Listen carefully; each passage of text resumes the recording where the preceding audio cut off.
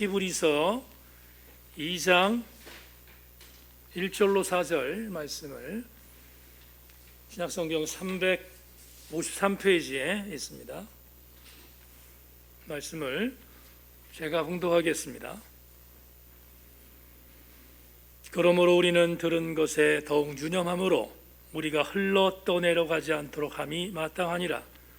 천사들을 통하여 하신 말씀이 견고하게 되어 모든 범죄함과 순종하지 아니함이 공정한 보응을 받았거든 우리가 이같이 큰 구원을 등한히 여기면 어찌 그 보응을 피하리요. 이 구원은 처음에 주로 말씀하신 바요 들은 자들이 우리에게 확증한 바니 하나님도 표적들과 기사들과 여러 가지 능력과 및 자기의 뜻을 따라 성령이 나누어 주신 것으로서 그들과 함께 증언하셨느니라. 아멘. 오늘 찬양을 연이어서 두 곡을 찬양하고 말씀의 은혜를 나눕니다. 하나님 우리의 피난처 되시니 찬양하겠습니다.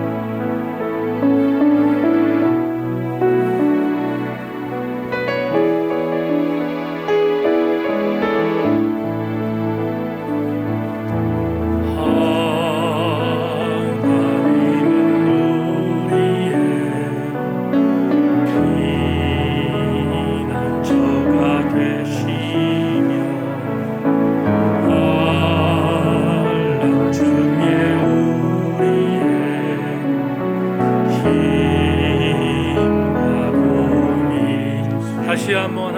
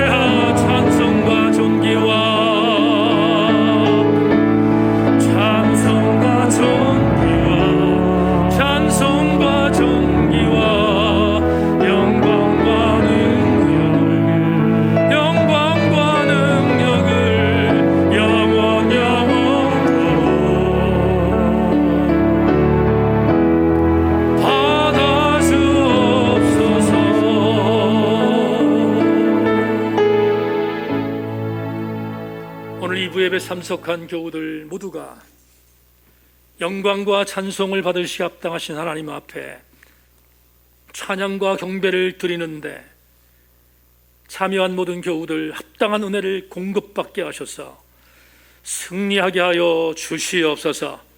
하나님, 지난 주간 김미키 성도님 가정에 어머님을 여의는 아픔이 있었습니다.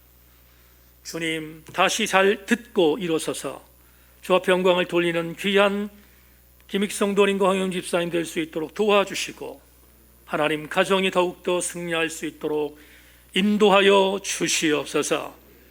이경성 권사님 지난주 수술을 잘 마치고 회복 중에 있습니다. 하나님 도우셔서 화요일 날 우리 모든 성도들이 안전하게 기쁜 소식을 얻을 수 있도록 주님 인도하여 주시옵소서.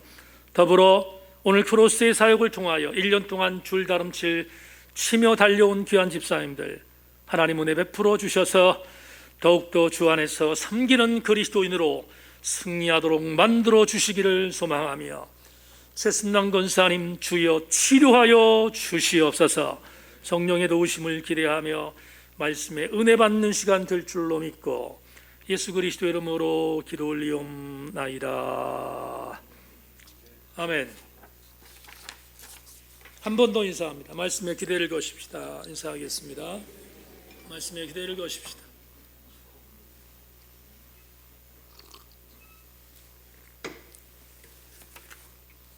오늘 여러분과 함께 나눌 말씀의 제목은 히브리서 6번째 강해로 들은 것이 무엇입니까? 이런 제목을 갖고 말씀의 은혜를 함께 나누겠습니다. 은혜 시간 되기를 소망합니다. 아세안 합신학대학원에서 강의를 진행할 때 수업 마지막 시간 강의의 제목은 목회 리더가 가져야 할 10계명에 대해서 강의를 합니다. 그 10가지 계명을 요약하면 이렇습니다. 첫째, 어떤 경우에도 로드십, 주님의 주님 되심에서 흔들리지 말라.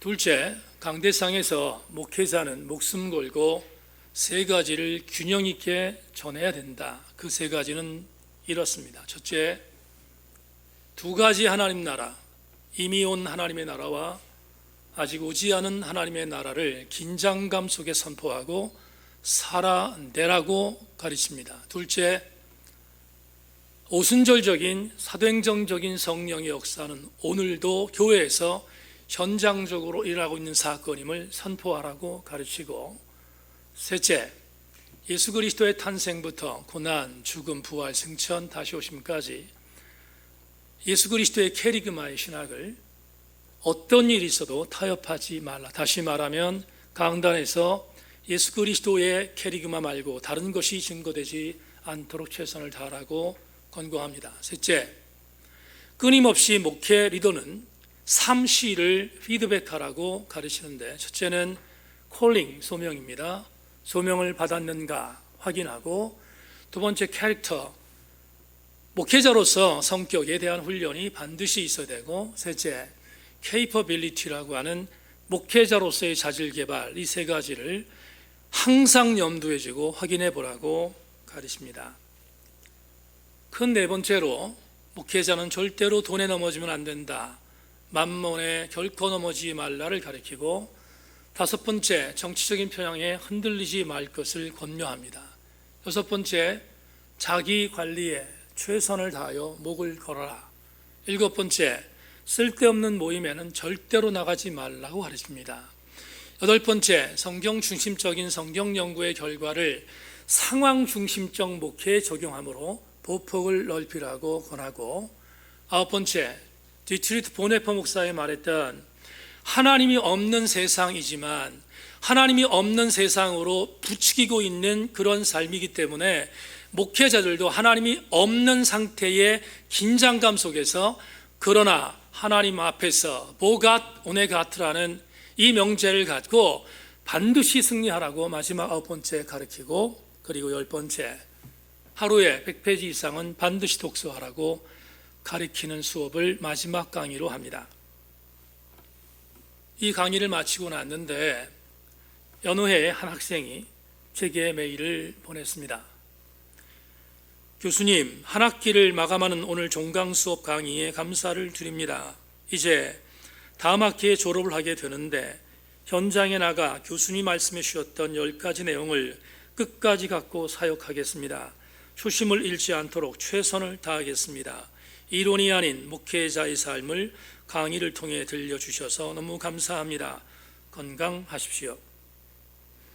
저는 이 학생이 지금 현장에 사역하고 있는 것을 아는데 이 학생이 결심했던 것처럼 초심을 잃지 않고 현장에서 끝까지 승리해 주기를 간절한 마음으로 기대하며 소망합니다.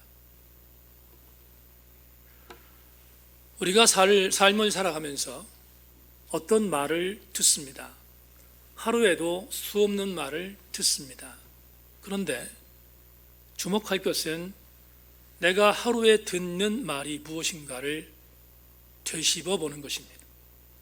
오늘 나에게 수많은 말이 들렸는데 그 말 가운데서 나의 영혼을 살리는 말이 무슨 말인가를 되짚어 보는 것 굉장히 중요합니다. 내가 들은 것에 대하여 관심을 갖고 그 들은 것에 대하여 복귀하는 것 너무 중요한 일이 아닐 수 없습니다.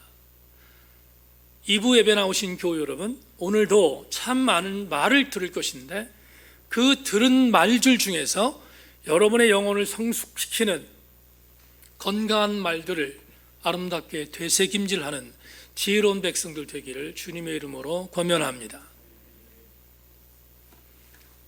심리학자들이 말하기를 어려서 비난받는 가정에서 자라면 장성에서도 비난할 수 있는 어른이 될 수 있는 가능성이 80% 이상이 넘는다고 합니다. 반대로 자라면서 가정에서 격려받고 칭찬받는 아이로 성장하면 그 아이는 자라서 마찬가지 80-90% 정도 칭찬하는 사람으로 성장할 것이라고 심리학자들이 말합니다. 너무나 당연한 일이 아닐 수 없습니다.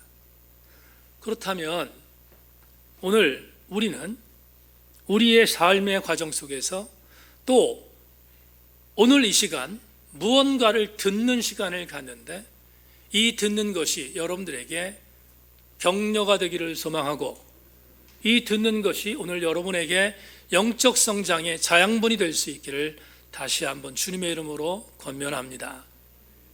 오늘 본문은 히브리서 저자가 히브리서를 듣는 독자들에게 들려준 메시지입니다. 들려준 메시지인데 오늘 이 본문을 통해서 우리에게 주목할 내용들 몇 가지를 여러분과 함께 나누기를 원합니다. 본문 3절을 주목해 주기 바랍니다. 우리가 이같이 큰 구원을 등한히 여기면 어찌 그 보응을 피하리요. 이 구원은 처음에 주로, 단어에 주목하십시다. 이 구원은 처음에 주로 말씀하신 바요 들은 자들이 우리에게 확증한 바다. 3절에서 히브리서 저자는 굉장히 중요한 메시지를 소개하고 있는데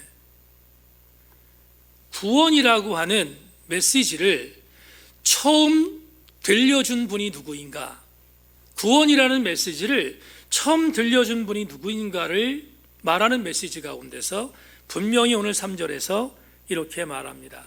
주께서 처음에 말씀하셨다, 이렇게 말합니다. 그런 뒤에 두 번째의 메시지가 나오는데 주께서 처음 해주셨던 이 메시지를 들은 그 다음 사람들이 우리는 3절에 나온 우리는 히브리서 저자와 히브리서 독자될 것입니다. 우리들에게 확증했다. 여러분, 이 구절을 주목해 주기를 바랍니다. 유진 피터슨의 메시지로 3절을 다시 읽어드립니다. 하물며 최근에 우리가 받은 이토록 장엄한 구원의 메시지를 어떻게 소홀히 여길 수 있겠습니까? 이 구원의 메시지는 가장 먼저 주님이 직접 전해주셨고 그 다음 주님께 들은 이들이 우리들에게 정확하게 전해주었습니다. 그렇다면 3절에 있는 말씀을 표면적으로 말한다면 우리에게 선포된 구원의 메시지를 소홀히 여기지 말라는 권면이지 않겠습니까? 소홀히 여기지 말라는 권면은 다음 주 설교 때 여러분과 함께 나누겠습니다. 제가 본문 가지고 한 3주를 여러분과 나누려고 하는데 다음 주에 소홀히 여기지 않는 것에 대한 부분을 나누기를 하고, 오늘은 더 중요한 첫 번째의 교훈을 나누기를 원합니다. 지금 3절에서 구원의 메시지가 전해졌습니다. 그런데 이 구원의 메시지를 처음으로 전해준 주체가 있음을 밝힙니다. 뭐다? 주였다, 이렇게 말합니다. 자, 이 주라는 단어를 다른 설교에서 몇 번 이야기했지만 다시 한번 곱씹어 보겠습니다. 저는 히브리서 첫 번째 설교를 통해서 히브리서는 주 60년대쯤에 기록됐음을 밝혔습니다. 더불어 주 60년대에 이 히브리서가 저작되었는데, 이 저작된 히브리서는 누가 읽는 글이었는가 하면 마찬가지 주 60년대에 로마에 세워져 있었던 교회 안에 있는 그리스도인들, 이들 중에 두 부류가 있습니다. 여러분, 로마라는 대도시에 세워졌던 교회 안에 있었던 그리스도인들은 당연히 두 부류일 텐데, 하나는 이방적 그리스도인입니다. 이방적 그리스도인이란 말은 로마 사람들, 헬라 사람들을 말하겠죠.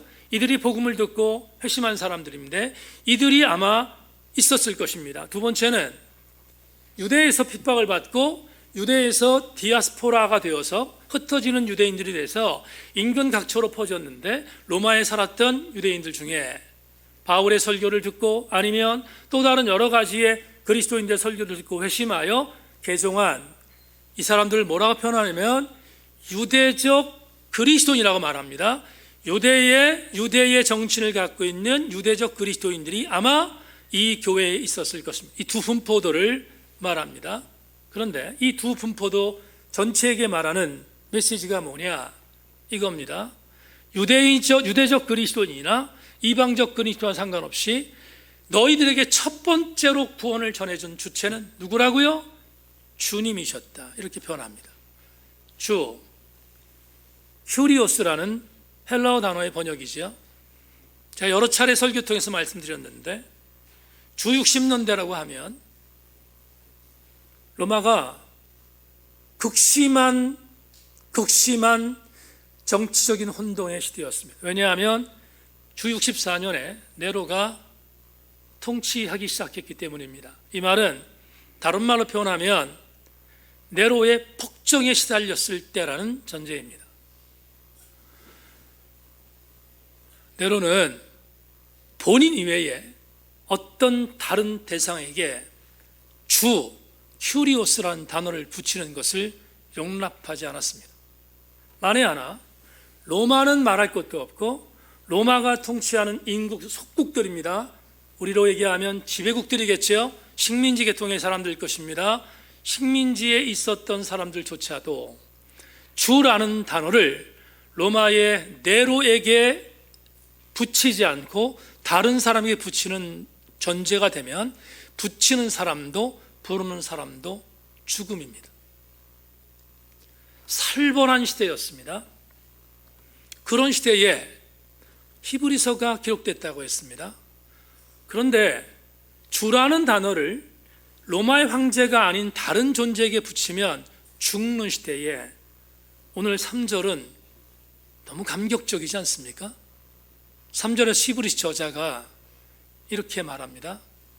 구원에 관한 이 놀라웠던 은혜를 처음 전해준 분이 누구다? 주님이시다. 이 주님은 아시는 것처럼 로마의 황제가 아닙니다. 아들이신 하나님이신 예수 그리스도이시잖아요. 예수에게 주를 붙였습니다. 죽기를 각오한 메시지이지 않겠습니까? 히브리서 저자는 정말로 죽음을 각오하고 이 글을 썼을 것이 자명합니다. 담대하게 아들 하나님이신 예수 그리스도에게 주라는 단어를 붙였기 때문입니다. 그렇다면 히브리서 저자는 이 무시무시한 시대에 잘못하면 죽을 수도 있는 무시무시한 발언을 왜 했을까? 이유가 뭘까? 그것은 주께서 처음으로 우리에게 말한 것을 히브리서 저자는 포기할 수 없었기 때문입니다. 주께서, 이제 말씀드리겠지만 주께서 제자들에게, 제자들이 히브리서 저자와 독자들에게 전했던 메시지가 절대로 타협할 수 없는 것이기 때문입니다. 이게 뭘까?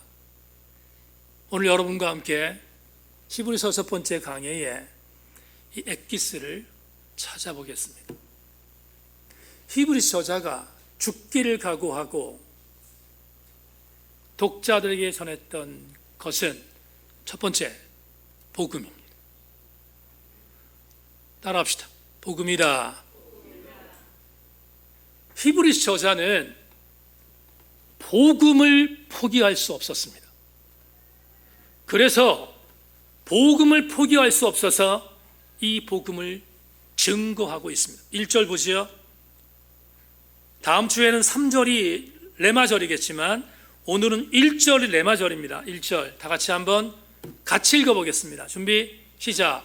그러므로 우리는 들은 것에 더욱 유념함으로 우리가 흘러 떠내가지 않도록 함이 마땅함이라. 아멘. 자, 이 1절 말씀을 여러분에게 해석하겠습니다. 히브리서 저자는 오늘 본문에서 이렇게 말합니다. 우리는 들은 것에 더욱더 유념한다. 우리는, 히브리서의 저자와 히브리서를 듣는 독자는 이미 들은 것, 아까 3절에서 말씀드렸어요. 주께서 전했던 복음, 그 들은 것에 유념했다, 이렇게 말합니다. 그런데 3절로 다시 가겠습니다. 3절에서 이 주께서 전했다는 이것이 뭔가, 그리고 이 도식이 어떻게 되는가를 설명하는 것이 3절 후반절에 있는데 이렇게 말함. 이 구원은 처음에 주로 말씀하신 바요 들은 자들이 우리에게 확증한 바다. 그러면 도식이 그려집니다. 자, 주목하세요. 처음에 주님께서 12명의 제자에게 복음을 증거했습니다. 그런데 12명의 제자는 누구겠습니까? 성경에 기록되어 있는 12사도일 것입니다. 주께서 12사도에게 복음을 증거했습니다. 그런데 그 옆에서 같이 들었던 자들이 있습니다. 12명에 해당되지 않은 이 제자군입니다. 여러분, 1제자군을 12명의 사도라고 이해할 때 이 제자군은 그들과 함께 사역했던 12명의 사도에 들어가지 않지만 같이 주님의 복을 들었던 사람들입니다. 그들이 이 제자군입니다. 예를 들자면 마가복음의 저자인 요한마가, 누가복음의 저자인 누가, 이런 자들은 예수님 12명의 제자에 들어가지 않아요. 그런데 이들은 복음을 1제자군을 통하여 같이 들었습니다. 그래서 주께서 복음을 첫 번째 전해주었던 대상자들은 소위 말하여 1제자군과 2제자군이라고 말합니다. 그런데 1제자군과 2제자군이 오순절 마가다락방의 성령 강림의 체험을 경험한 뒤 이들은 다시 또 다른 제자군들에게 복음을 증거했습니다. 그게 오늘 3절에 있는 말씀인데, 이 구원은 처음에 주로 말씀했다. 그런데 이걸 들은 자들이, 1제자군과 2제자군이 들은 자들이 우리에게 전했다. 그러면 지금 도식이 이루어집니다. 주님, 1, 2제자군, 그리고 그 1, 2제자군이 전해줬던 복음을 또 다른 크리스천들이 들었습니다.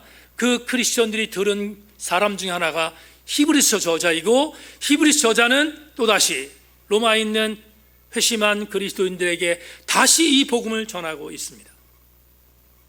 여러분, 주목할 게 하나 있는데, 포기되지 않는 연골교리 속에서 제자들이 전했던 것은 복음이었다 하는 것입니다. 영국의 위대한 설교자 중에 한 명이 마틴 로이드 존스 목사님입니다. 존 스타트 목사와 더불어 쌍벽을 이루던 목사님인데, 조금 앞선 세대의 마틴 로이드 존스 목사님이 이력을 보니까 1981년에 세상을 떠났으니까 분명히 마틴 로이드 존스는 20세기의 영국의 주의종이었습니다. 원래는 의사였는데 회심하여 설교자로, 목사로 변화된 분입니다. 많은 책을 썼는데 이분이 우리가 공부하는 히브리서 강해를 썼습니다. 마틴 로이드 존스 목사님이 사역할 때는 영국이 기울 때입니다. 여러분, 20세기의 영국은 복음이 퇴조될 때입니다. 복음이 퇴조되는 그 시기에 목사로서 사역을 감당했던 마틴 로이드 존스 목사의 여러분 정말로 기가 막혔던 상황을 히브리서 강해를 통하여 발견할 수 있었습니다. 히브리서 강해를 쓴 마틴 로이드 존스 목사님이 소개하는 복음에 대한 엑기스를 소개하겠습니다. 들은 것은 예수 그리스도의 복음 전체를 의미합니다. 단순한 치유나 윤리나 위로가 아닌 메시지 전체, 신약 성경 전체가 말하는 특정 메시지의 핵심을 가리킵니다. 그 메시지가 무엇입니까? 본질적으로 구원에 관한 것입니다. 이게 무슨 말인지를 표현하겠습니다. 20세기에 영국의 국교인 앵글리칸 처치 성공회는 세속화됐습니다. 복음을 듣고 싶었는데 복음을 듣지 않아요. 영국의 세속화에 물들어서 타락하기 시작했습니다. 그래서 영국 성공회는 세속적인 교회로 변질됐습니다. 그러니 세속적인 교회로 변질된 성공회에서 복음이 전해질 리 만부입니다. 마틴 로이드 존슨은 땅을 칩니다.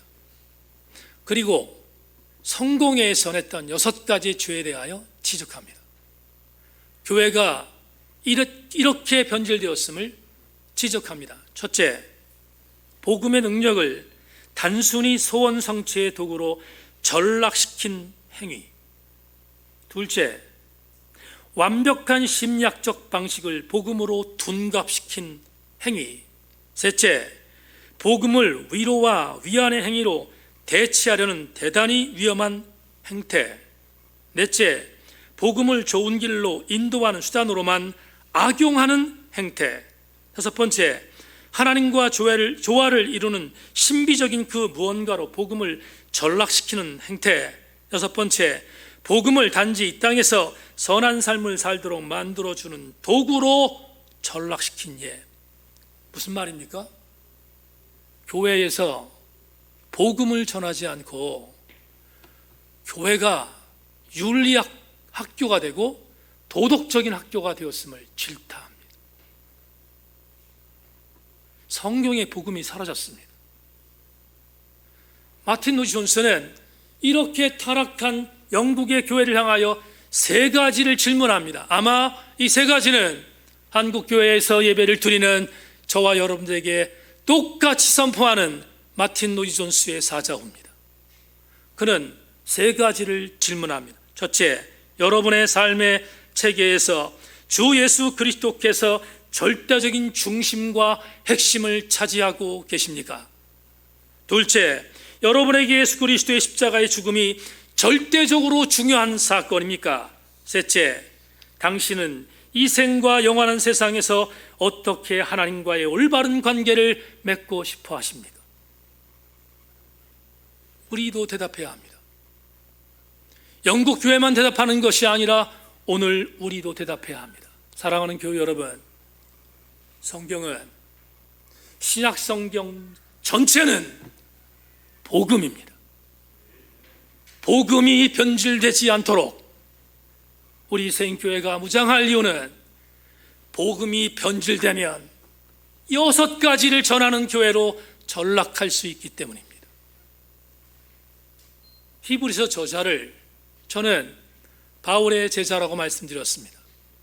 적어도 바울의 영향을 엄청나게 받은 바울의 신앙을 계승하는 제자일 것입니다. 그러다 보니 히브리서 전체에서 히브리서 저자는 바울의 사상을 강력하게 천명하는 것이 여러 군데 나타나고 있습니다. 바울이 전했던 복음, 히브리서 저자가 전하는 복음과 1도 다르지 않습니다. 바울이 전했던 복음은 히브리서 전체에 흐르는 복음입니다. 그렇다면 오늘 히브리서 저자가 들어서 히브리서의 독자들에게 전했던 복음의 정체는 뭘까? 바울의 말로 대치하지 않을 수 없습니다. 고린도전서 2장 2절, 내가 너희 중에서 예수 그리스도와 그가 십자가에 못 박히신 것 외에는 아무것도 알지 아니하기로 작정하였다는 복음. 갈라디아서 2장 20절, 내가 그리스도와 함께 십자가에 못 박혔나니 그런즉 이제는 내가 사는 것이 아니요 오직 내 안에 그리스도께서 사시는 것이라.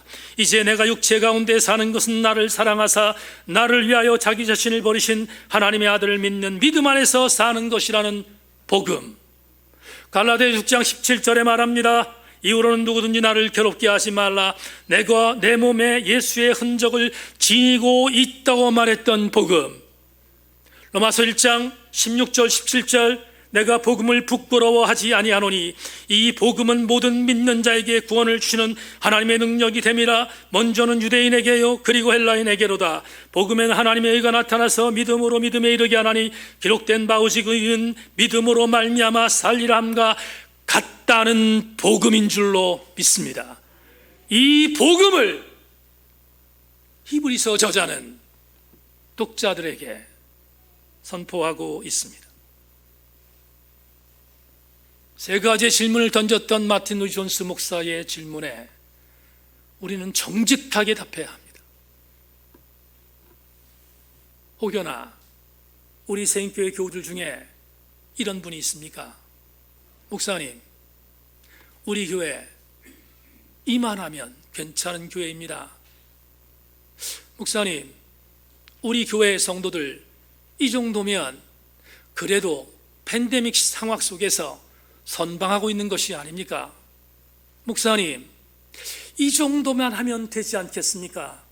더 들어오지 않았으면 좋겠습니다 라고 말하는 분이 우리 가운데 있지 않습니까? 적당히 하나님, 내가 뭔가를 요구하면 그때마다 하나님께서 응답하셔서 응답해 주시고 나에게 가까이 오시지만 내 삶의 모든 개인적인 부분에는 절대로 얼씬거리지 말라고 말하는 분 가운데 우리 교우들이 혹시나 있지 않습니까? 마크 부캐너는 열렬함이라는 책에서 이렇게 말했습니다. 우리는 돌연 심각한 위기에 직면하지 않는 한 하나님께서 우리 생활 속으로 돌진해 오는 것을 원하지 않는다.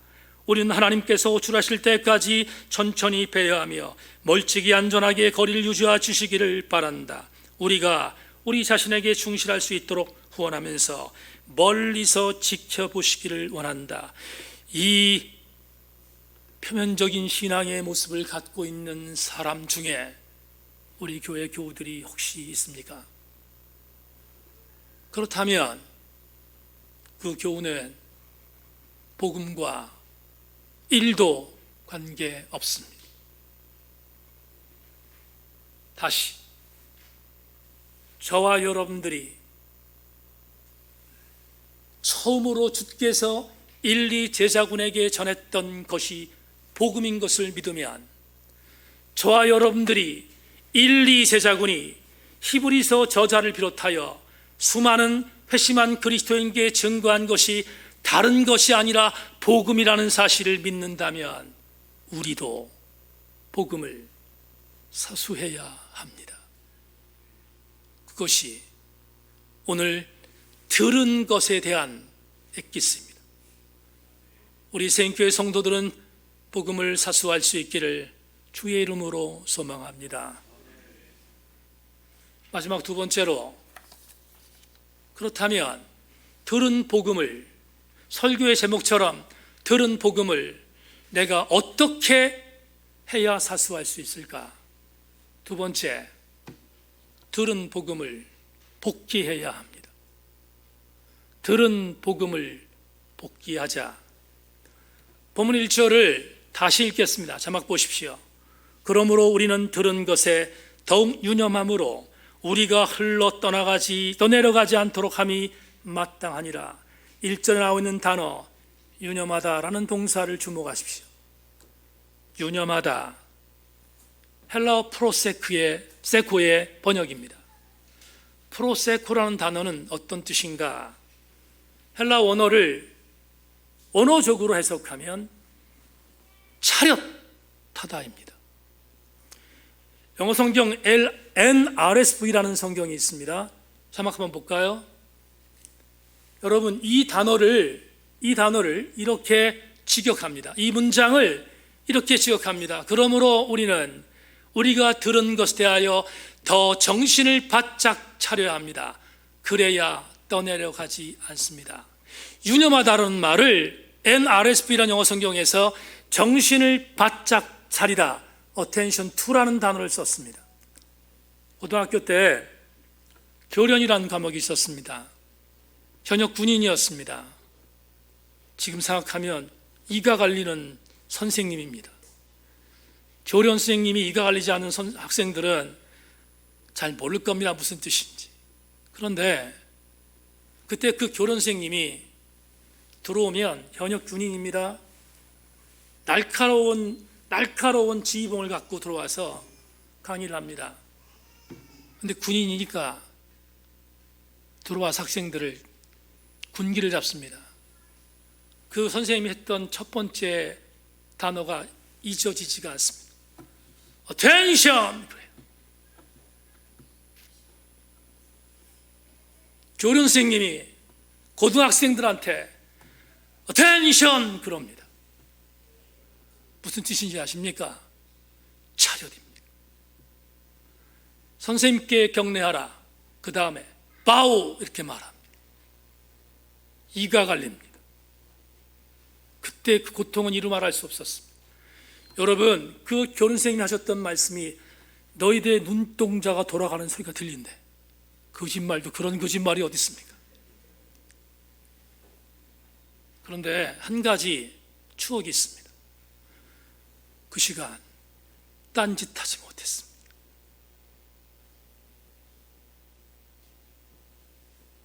attention이라는 단어는 차렷입니다. 왜 영어 성경 NRSV에서 유념하다라는 단어를 attention이라는 단어를 썼을까? 차렷해서 들으라는 것입니다. 그래서 이렇게 정신을 바짝 차려야 한다고.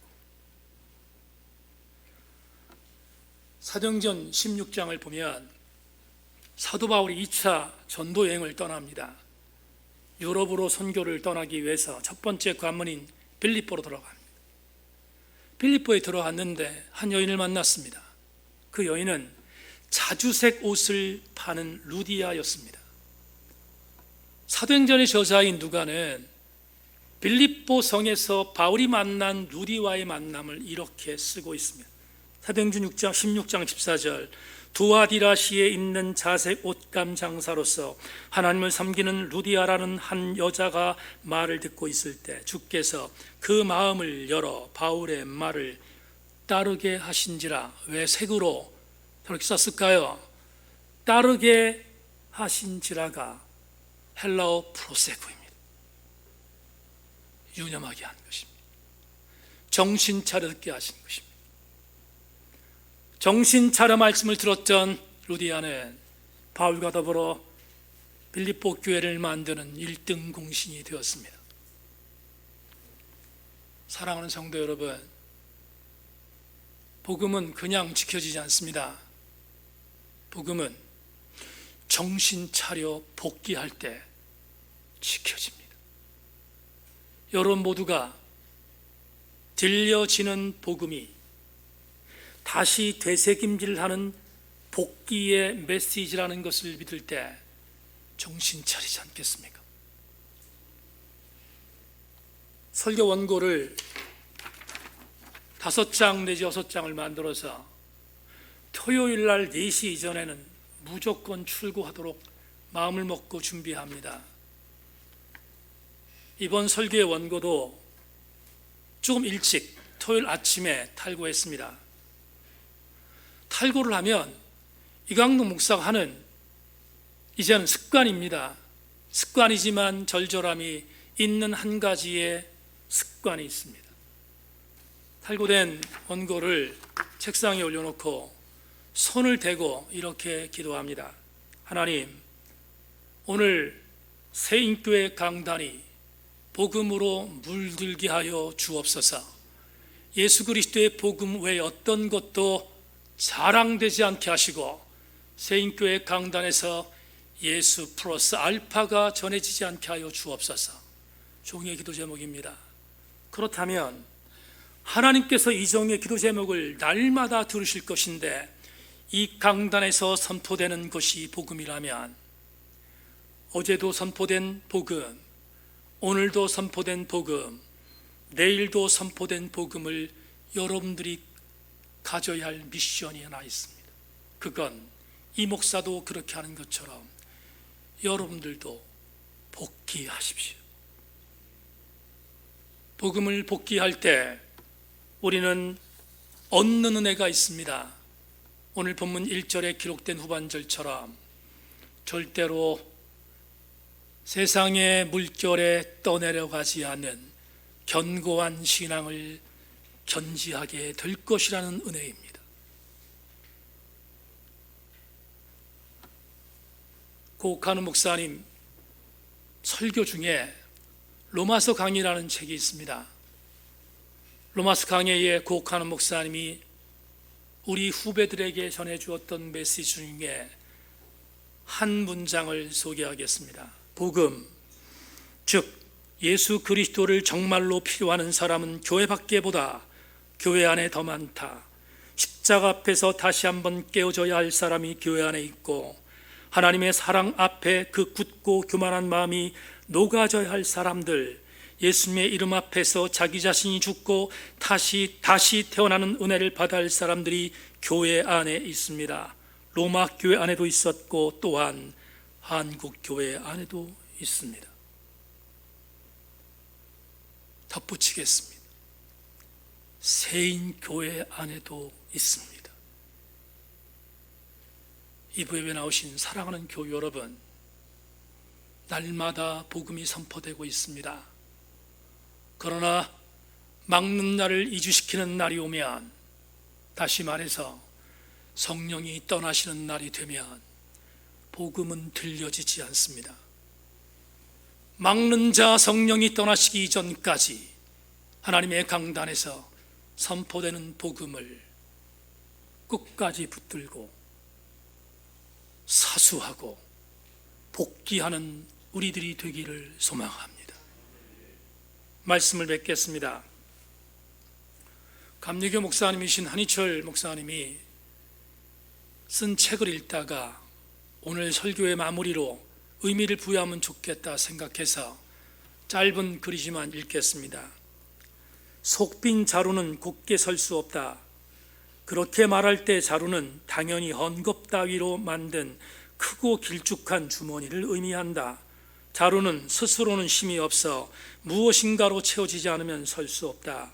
지독하게 가난했던 시절 아마도 이 속담은 먹는 것과 관련하여 굶주린 사람은 체면 치레를 하고 살기가 어렵다는 뜻으로 쓰였을 것이다. 맞습니다. 우리 선조들이 했던 말 가운데서 속빈 자루는 곧게 설 수 없다는 옛 성현들의 말이 있습니다. 읽다가 이상한 묘한 뉘앙스를 갖게 됐습니다. 이부 예배에 참석한 교회 여러분, 여러분의 심령이 비어 있습니까? 그렇다면 속빈 자루는 결코 혼자 세워질 수 없는 것처럼 내 심령의 자루가 비어져 있으면 스스로 설 수 없습니다.